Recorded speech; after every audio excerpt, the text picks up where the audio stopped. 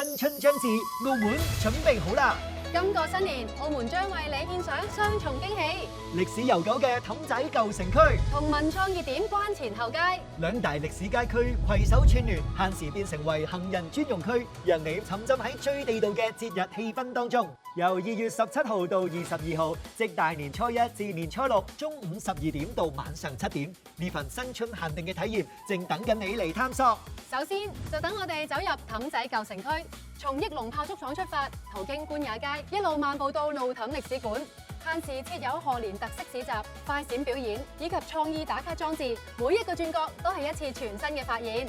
期間喺益隆炮竹廠仲會每日舉辦唔同主題嘅音樂會，同大家一齊燃點新春狂熱氣氛。熱鬧嘅唔止係氹仔區，關前後街都同樣精彩。我哋可以由澳門地標大三巴牌坊出發，途經人氣地標關前匯，再到草堆街，呢度匯聚咗傳統老店同文創網紅店，仲有限時嘅賀年特色市集、互動攤位遊戲等等。而喺戀愛巷附近，更加有精彩嘅快閃表演。當然唔少得財神出嚟同大家拜年送福啦。為咗等大家玩得安心又盡興，兩個行人專用區都設有大型指示牌以及旅遊諮詢站，現場都有工作人員同埋警員提供協助。出發前可以喺交通事務局嘅網站、手機 App 或者微信公眾號查詢最新嘅臨時交通安排，輕鬆掌握出行資訊。今年嘅澳門新春，兩大行人專用區絕對讓你驚喜連連。期間記得只要喺行人專用區內或周邊商戶消費滿澳門元50元，